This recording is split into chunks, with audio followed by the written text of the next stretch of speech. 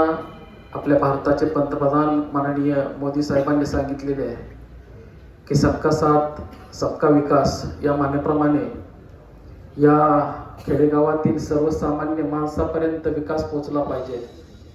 मित्रांनो, मी आज गर्वाने सांगतो की मी भारतीय जनता पार्टीचा आणि माननीय आमदार संजयजी जगताप यांचा कार्यकर्ता आहे.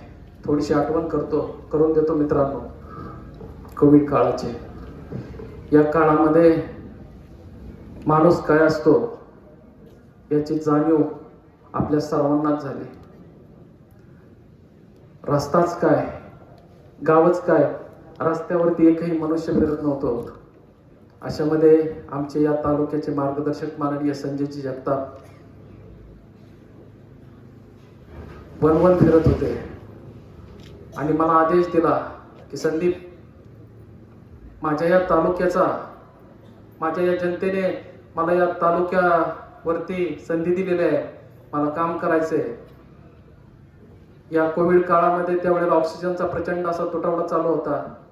सरांनी मला आदेश दिला, काही झालं तरी मला माहित नाही, पण माझ्या पुरंदर आणि हवेली तालुक्यामध्ये एकही माणूस ऑक्सिजनसाठी मेला नाही पाहिजे, त्याचा जीव गेला नाही पाहिजे, एवढा शब्द मला दे. मी सर म्हटलं, सर काही हरकत नाही. सरांनी, मी त्यांना सर म्हटलं, माझ्या अशा अडचणी आहेत. ते म्हटले तू भिवू नकोस, मी कलेक्टर साहेबांशी सर्वांशी बोलून घेतो, तुला ऑक्सिजनची कमतरता पडणार नाही, परंतु डिस्ट्रीब्युशन एक चांगल्या पद्धतीने कर. हा माणूस रात्री 12-1 वाजता सर्वसामान्य माणसाला ऑक्सिजन मिळावा म्हणून मला रात्रीचे 5 फोन करत होता. का तर या माणसाची तळमळ मी बघितली. मी बघितलं या माणसाला माणुसकी, या माणसातली माणुसकी. मित्रांनो, एकच सांगतो, आतापर्यंत जिल्हा परिषद आणि पंचायत समितीचे बरेच इलेक्शन झाले. जिल्हा परिषदचं सदस्यपद आणि पंचायतीचं सदस्यपद हे फक्त भूषणासाठी आणि मिरवण्यासाठी नाही. सरांनी आम्हाला सांगितलं, आम्ही सर्वसामान्य घरातली, आम्हाला कुणाच्यावर टीका नाही करायची. मला तर व्यक्तिगत टीका करण्यामध्ये तसं बघितलं तर रसच नाही.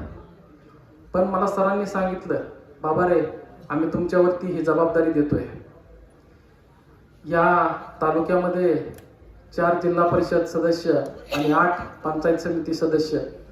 सर, मला खात्री आहे आपल्या नेतृत्वाखाली आणि संपूर्ण भारतीय जनता पार्टीच्या नेतृत्वाखाली 4 जिल्हा परिषद सदस्य आणि 8 पंचायत समिती सदस्य प्रचंड बहुमताने निवडून येतील असा मी विश्वास व्यक्त करतो.